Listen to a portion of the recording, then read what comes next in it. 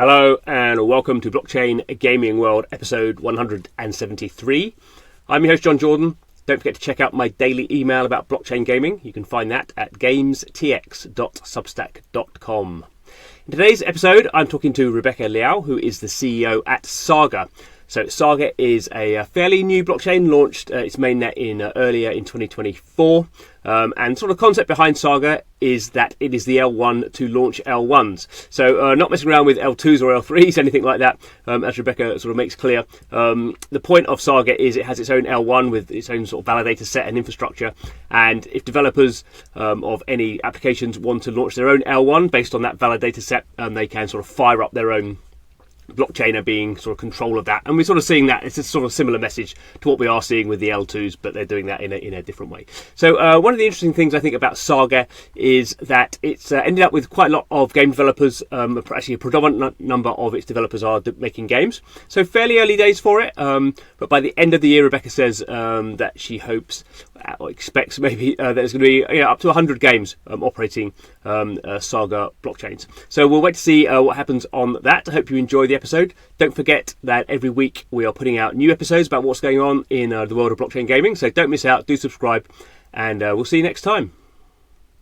Hello everyone, and welcome to the show. Very pleased I have Rebecca from Saga on the podcast today. How's it going, Rebecca? I'm good, John. How are you? Yes, good. So we are going to be talking Saga and all the gaming things you're doing there, but always good to get a bit of context, I think, about the interviewee. So how did you end up in blockchain gaming? What's your sort of a career path up to this point? Yeah, well, it's been an interesting one. Thanks for having me on, first of all. Really great to spend some time talking about blockchain gaming, especially. This is a very interesting time right now when everyone's talking about it being dead and where do we go from here. Yeah. Of course, that's nonsense, right? But we'll get into why that is in a bit. So I found my way into the space. Actually, I was first a crypto person and then more of a gaming person. So I did a crypto startup back in like 2016, 2017 timeframe. That was more in the DeFi space. It's called Chain, and focused more on providing short-term liquidity to small, medium-sized businesses. So I was co-founder and COO there for about 4 years. Grew the platform to about $5 billion in annual volume before leaving in early 2021. And the reason I left is I have been in politics pretty much my entire career.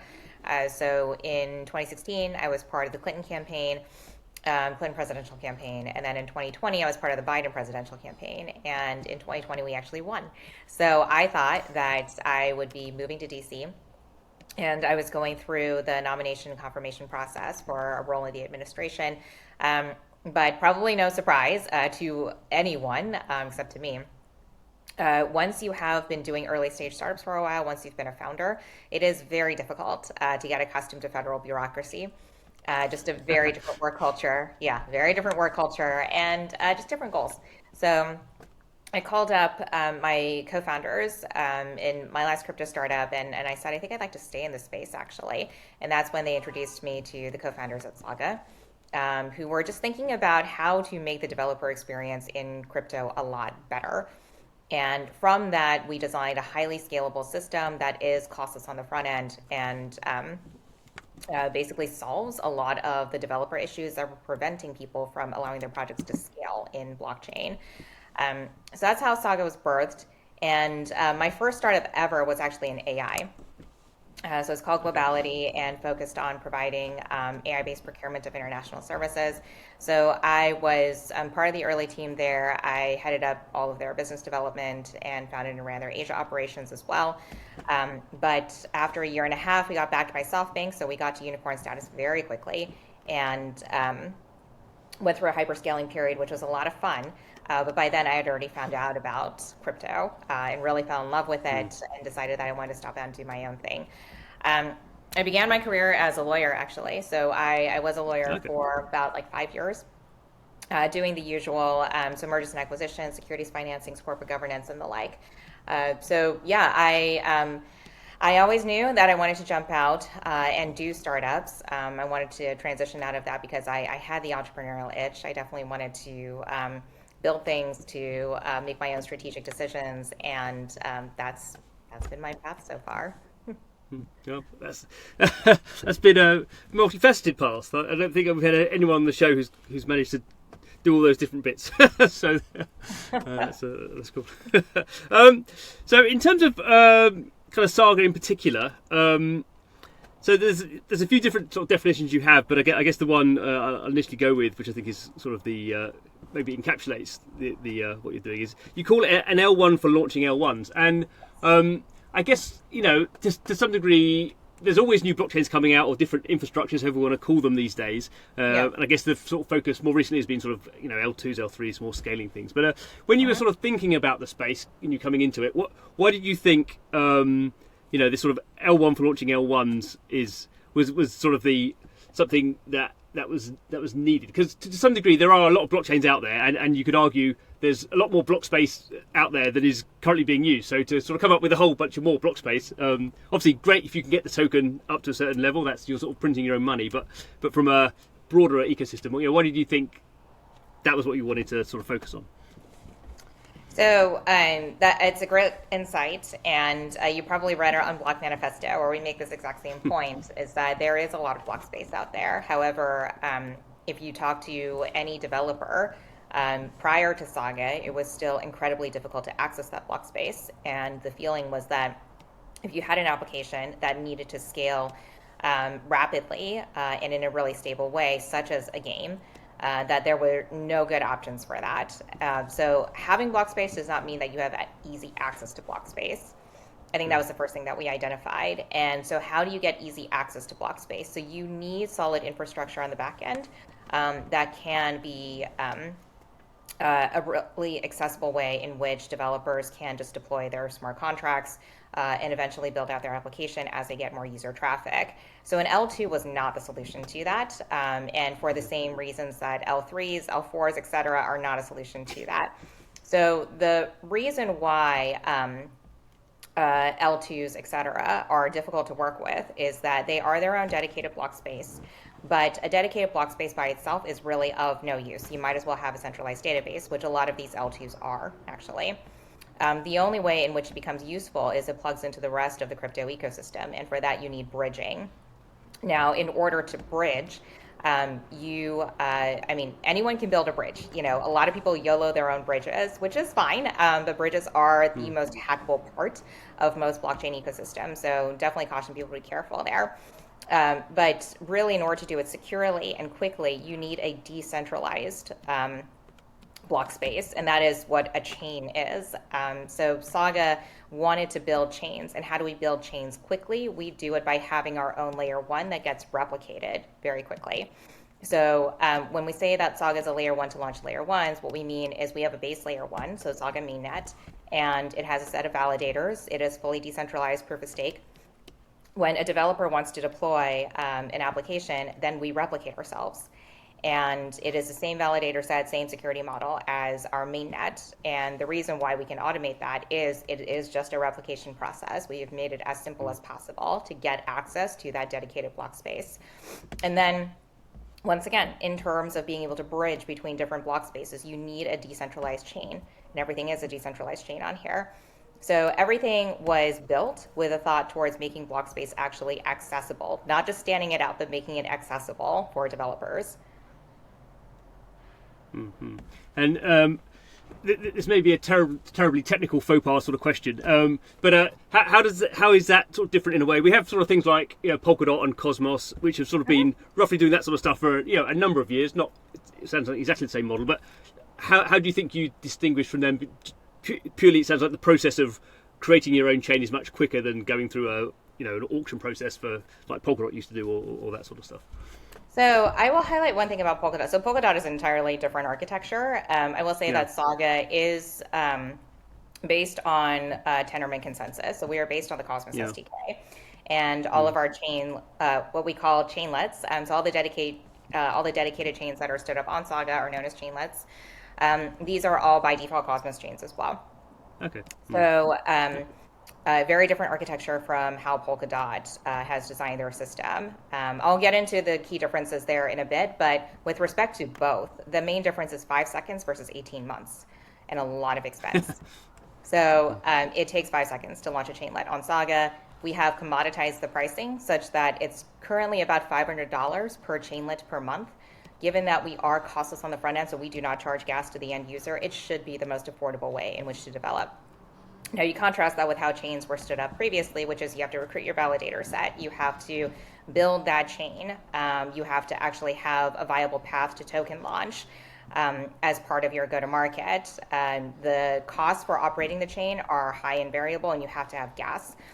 And so we've taken all of those difficulties away from launching your own dedicated block space. Now, one thing to highlight with respect to Polkadot is their system is based off of scarcity, which is why they have their auction model. So their auction model is among developers. They're trying to get developers to bid as high as possible for their block space, for their substrates. Whereas for us, we have an auction as well, but it is among the validators. So it's among the network operators. And the goal is to get the price as low as possible, not as high as possible, as low as possible. And that is how we reach commodity pricing. So it really is a system that is tailored first and foremost for developers. It is a system on the technical side that is architected for abundance. So our tagline is infinite horizontal scalability. Our goal is to make sure that any single time you need an extra chain to support your application. So for example, in a game, if you are opening up multiple servers for players, if you are sharding onto multiple instances of the game, you should be able to automatically do that on Saga. Cool. Good. Well, that was a good explanation that even I understood. So we'll move away from the technical side of things now, and I guess when I guess so any general purpose blockchain can be used for sort of anything, but obviously there are certain types of blockchain you can sort of optimize them for certain applications. So as far as I understand it, Saga is just like to some degree a generalized blockchain. You can run any sort of thing on it. It's not it's not like it's particularly sort of focused on something, but you've ended up with a lot of games on there. So is that purely because games are sort of more high performance sort of applications, so if that fits to sort of what you ended up designing, or how's that sort of process happened? Yeah, so we definitely wanted to go after the applications that badly need this kind of infrastructure. So anyone can benefit from this kind of infrastructure, and there is DeFi that is being built on Saga. Having said that, DeFi is an odd dynamic in that the transaction volume is actually relatively low, but the transaction value is relatively high. So things like congestion, for instance, they're annoying to anyone, but it's livable. Same with high and variable gas fees. It is irritating, but it is livable. Whereas for gaming, it's existential. So gaming is the exact opposite dynamic. It is very high transaction volume, and each transaction is relatively low in value. So what you need to focus on is user experience at the end of the day.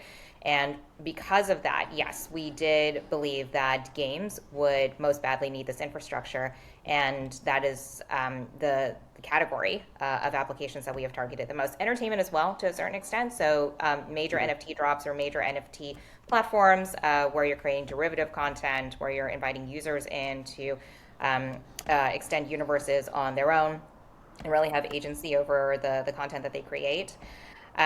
But in addition, one of the things that Saga has been very passionate about from the beginning is how do we just get more into crypto? How do we get more developers into crypto, for sure? So simplify the development process, but then how do we get more users into crypto? And we've always been convinced that money is not the answer. So if you continue to think of crypto purely or blockchain purely as a financial asset, there is a limit to how much this industry can grow.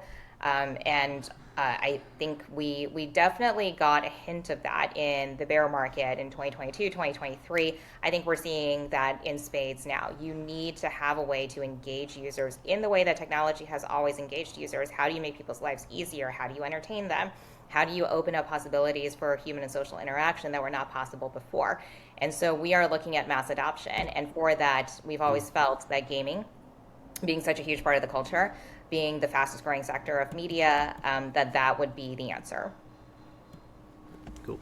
And when it comes to games, I mean, I think there's on your website you have sort of a big list. You've gone through these sort of various sort of processes of bringing people on board. How have you sort of found it? Because there's, for me, I'm sort of struck still by the fact that there are actually, I mean, a lot of games out there, a lot of sort of games with blockchain elements out there. Probably, I would argue, sort of too many. So there's quite a lot probably a lot of them are undercapitalized, and most of them don't have many users. So you sort of have this weird problem where we almost have more blockchain games out there than we have people who want to play them. Obviously, there's a few examples, I guess, Pixels at the moment, and a few maybe other things on Telegram or something that sort of blow up and get really big and then sort of go down again. But how are you sort of seeing that from your point of view, where you're trying to encourage these developers to make good content and bring people on board, and it seems to me a little bit at the moment that's sort of where the problem is, not so much getting developers on board as getting users on board.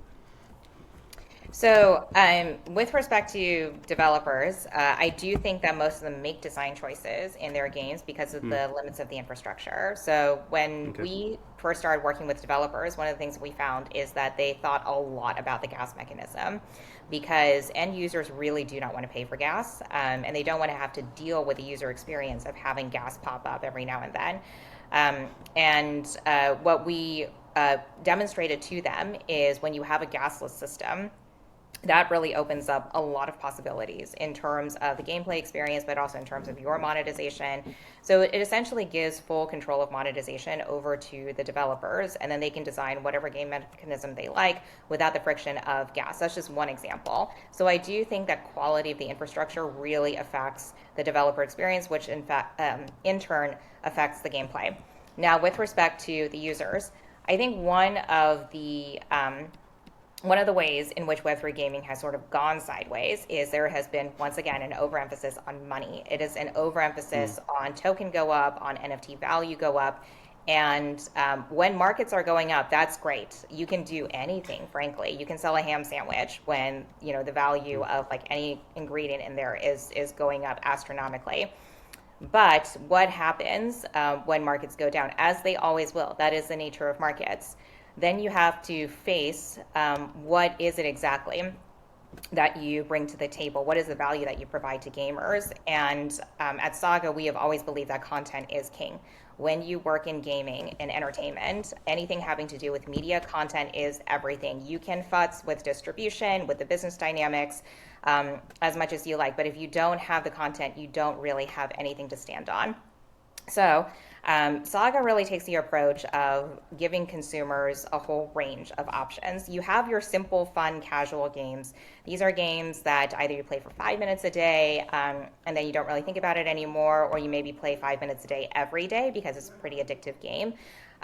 Or this is a game that you really get invested in. And that is the sort of game that generates the UGC, user-generated content. It also forms communities around it, really solid, hardcore, passionate fan bases. And those are the games that tend to fall under our publishing house. So we are the only layer one to have our own dedicated publisher. It's called Saga Origins. We announced it at GDC this year, and our tagline there is provocative, expansive, uncompromising. This is how we think of what the Web3 game should be. At the end of the day, what is it that this space brings to gaming? We mentioned a few things already. There are some interesting monetization possibilities around the fact that you do have decentralized assets. There are some very interesting community building aspects as well around DAOs and guilds because of the coordination aspect, community building aspect of crypto. There is the UGC aspect, which is the ability of anyone really to create their own content to mod a game or to customize skins and avatars and to have full agency and control over the monetization of those assets. So all of that is true, but it is crypto at the end of the day. When it comes to what we bring to content, we push the envelope. That is by definition what everybody in this space does. And so with Saga Origins games, we really seek to have the games that have pretty intense content, definitely solidly M games. And for the most part, these are games that the bigger studios in traditional gaming will no longer back or publish for various reasons, but content being one of them. So we really aim to be a space for creative freedom. And that is ultimately, I think, what Web3 brings to the wider gaming industry. Okay. Cool. And in terms of, I guess obviously you said you announced these sort of Saga Origins at GDC earlier this year in March, and I guess in terms of that sort of setup, you're fairly early because obviously games are fairly large bits of engineering and they take months, years to get to the stage of even some of it being played. So how do you see the sort of market playing out over the next sort of year, 2 years, and how Saga fits into that? I mean, at the moment we sort of had a sort of an uptick in sort of Q1, and that's when you sort of launch your token, so good timing there. We're sort of going through a slightly unsteady sort of time at the moment. No one quite sure what's going to how the rest of the year's going to play out like. How do you sort of keep your focus in those sort of conditions? Well, you keep your focus by really making sure that you're serving the builders. I mean, you see this innovator program. So it looks like you visited our website and you saw how vast the innovator program is. There are currently 360 projects that are building on Saga. And of that, 80% is gaming. So that actually excludes the Origins games, because anyone who builds on our ecosystem is part of the innovator program. Origins is actually separate and apart from that. And when you have such a vast ecosystem, you don't have time really to obsess too much about the market. You are really working with the developers day in and day out. And I would say the vast majority of my day is spent in conversations with developers, making sure that they're on track for live deployment of their game or whatever application that they're building, making sure that they are aligned with our developer relations and that they're getting all the technical support that they need. And of course, when the time is right, that we bring in our marketing team as well. So that these applications have a solid go-to-market. So I would say the way you maintain your focus is just to work, bloody work. You know, that is the only way in which you can ultimately make it anywhere, but particularly in this industry. But one thing that I would say with respect to timing for the games is, so the games are not starting cold. Even though we are now formally backing them through Saga Origins, we've been working with them for a little while. And so the first versions of the games, likely going to be closed alpha or closed beta, open beta. You know, some of the early versions of the games are going to be coming out this summer. And we're really looking forward to that. And one of the things that I always tell game developers, especially when they are building bigger, more expansive games, is that's still something that you can do in crypto, but you cannot follow the traditional pattern of game building, where if you are building a big title, then you announce it, and then 3 years later is the next time that people hear from you. It does take a long time to build a game, but you have to think about how to build with your community. So, for example, when you do your early access, when you do your closed alpha, your open alpha, your closed beta, your open beta, that every single time you are involving your community, and that you continue to engage with them even through the development process. I mean, totally get it. We are builders ourselves. And so it's not the case that every single week you're going to have a polished build to send out to your community, nor should you put that kind of pressure on your development team. But you have to find a way to build with your community. And honestly, I think that is not only the way to do it in crypto, but I think that that approach really benefits wider gaming as well. Cool. So one thing that you sort of, I think, were very successful at when you were just mainnet was going live, and it was sort of that sort of season in Q1, was you had your sort of airdrop program that was very sort of widespread. You had a whole bunch of other blockchains that you were sort of had sort of partnered up with, and you were sort of giving your rewards out. So I just wondered, as this sort of like airdrop thing has become sort of quite prevalent, how do you feel that sort of went? Because sort of obviously everyone's happy if they sort of get free tokens, but equally, a lot of people, if you give them free tokens, are just going to sort of sell them. So that's obviously that has impact on your price. So how do you sort of weigh that up as a sort of project? Well, I think that airdrops right now are still the predominant way in which you build early community in crypto, and I don't think that's going to change anytime soon. So for any project out there that is looking at all the projects that have come before you, and you're sort of taking a deep breath, it is true that no airdrop goes quote unquote perfectly. And when I say perfect, what everyone imagines is a sort of fairy tale where you announce this criteria, everyone is happy with the airdrop criteria, and then you drop your tokens, everyone is super happy and holds on to them forever. That is an absolute fairy tale. You should get that out of your head immediately. I think a successful airdrop is one that appreciably grows your community in a very short amount of time. And that's what you're looking for at the end of the day. Now, let's just go back to basics when it comes to marketing. You can be Oprah, for instance, and give everyone a car, but it's not going to be meaningful to everyone. And so one of the things that Saga has really tried to be mindful about. And this is why, in addition to airdropping to our partner networks, we also airdropped extensively to our tournament winners as part of our Play to Airdrop campaign for mainnet launch. You look for the users that are going to be suited specifically to your community. What are the groups of people that are actually going to be attracted to what it is that you value, and that you can offer to them as community members.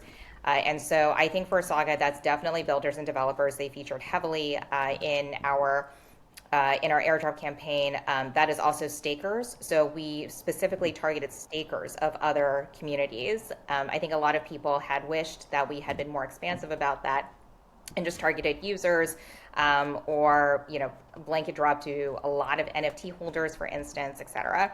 But we really wanted stakers in our community because we are a proof of stake chain, and so being able to drop to stakers is existential.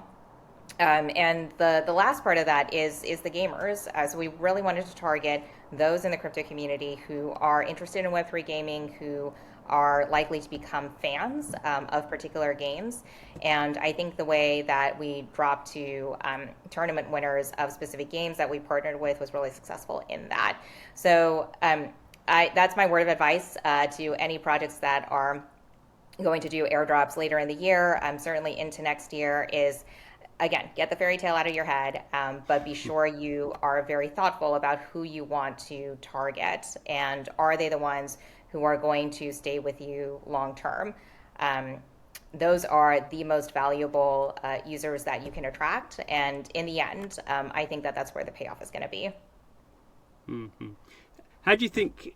Do you think that having sort of an airdrop campaign, even like a careful one like you guys did, then becomes sort of problematic to you have your sort of community there, but then they're sort of like they're asking sort of what's next, or that's a sort of an airdrop is a very specific thing, but then it's sort of, I think, maybe quite hard to then go on beyond, and we're going to maybe have another airdrop at some point in the future. You sort of get locked into sort of airdrop syndrome where everyone's just waiting for more airdrop, because that's sort of how they got in. So how do you sort of take them beyond just wanting free stuff and actually starting to do the things that a community does, which isn't always sort of easy to get monetized for or get value out of? Yeah, so it's one of those things where once people are in the room, they're in the tent, so to speak, Okay. then you have to figure out what to do with them. So this is classic community building. I would say a couple things there. So one of the things that Saga announced, I think 3 days after mainnet launch, was our Power Level over 9,000 campaign. And that is, of course, borrows from Dragon Ball Z. But that is over 100 tokens and NFTs that are being dropped to our stakers. And all of these tokens and NFTs are coming from chainlets. So they're coming first and foremost from people building on Saga, but they're also coming from partners that are currently still undergoing integration with Saga. So we announced some of them when we announced the campaign, people like Shrapnel, Iskra, Wilder World, YGG, Blade Right, Sandbox, etc. So in other words, yes, there is still an airdrop component to it, but you're starting to see that it's very tailored. So we are solidly going after the gaming and entertainment partners. So that's one thing, is that if you are here primarily because you are looking to get airdropped, to become a part of these communities, then there is something here for you, absolutely. But over time, you hope to graduate these users from people who are just sort of looking for the drops to something more significant. And I think what Saga has really sought to do over the course of the last 2 years really is build a brand that is based on solid ethos around gaming and entertainment, around what we represent for developers in this space, our ability to support them. And we see that our community is following. At the end of the day, I think that one thing Web3 founders sometimes shy away from is leadership, to be very blunt about it. I think that they let their community lead them as opposed to the other way around. And maybe this is a little bit of coming from my political background, but people do want to be led, no matter how vocal they are, no matter how much they want you to like fix their faucet and like call in a better plumber or like fix their healthcare, etc. They do want to be led. They want to hear a vision and they want to be a part of something bigger than themselves. And that is certainly the approach that we have taken at Saga. And well, knock on wood, it's panned out so far. But my focus now is to grow that. Mm-hmm. Cool. And just to sort of finish up, one of the sort of questions which maybe you can't answer, as sort of as the year goes on, at the end of the year, how many sort of games would you maybe expect to see, or would you like to see sort of being in a form where people can sort of start to play them? Is that still in the single figures, or do you think you can sort of ramp that up quite quickly into sort of larger numbers? So far, we, as part of our pilot games program this month, we have released 5 games. But that pace is going to accelerate. So by the end of the year, we're looking at about 100. And Okay. again, it's not about, I mean, yes, we'd be very proud of that number. And we have committed to all those games to give them a good, solid go-to-market. Having said that, obviously, a lot of the focus is on the flagships. And the flagship games, we pick them not just because they are provocative, expansive, and compromising, so they fit within the Saga Origins mandate, but more importantly, these are games that are the breakthroughs. So they're the ones that will or have already captured the attention of traditional gaming. And in terms of what they can potentially contribute to the cultural zeitgeist, it is much more significant. So yes, hundreds. It's a nice number, and I think we would be, thrilled to unveil all of that over the course of this year. But a lot of the focus is on reaching that bigger mission. How do we become a part of the conversation? Because right now, I mean, the state of crypto within the wider media and cultural discourse is, I don't think it's great. And I think we do need to change the conversation if we're looking to head to mass adoption. So yeah, that's what the rest of the year is looking like. 2025, I think, will probably be a lot warmer than this year. But as I tell everyone, this year still focus on the building piece, because once bull hits and everything becomes crazy again, you won't have time to think. It's all about performance, execution, making sure that you can show off what it is that you have worked so hard to build. Yeah, so that's how the year's looking. Cool. Good. Well, on that note, I'll say thank you very much to Rebecca for her time. Thanks so much, John. Thanks so much for having me. This was a lot of fun. Cool. And thanks to you for watching, listening, however you are consuming the podcast. Every week we are putting out new episodes with the people who are building out this entirely new way of playing games and building communities and all the sort of stuff Rebecca's been talking about. So I hope you are fully subscribed. I hope you're enjoying it, and we'll see you next time.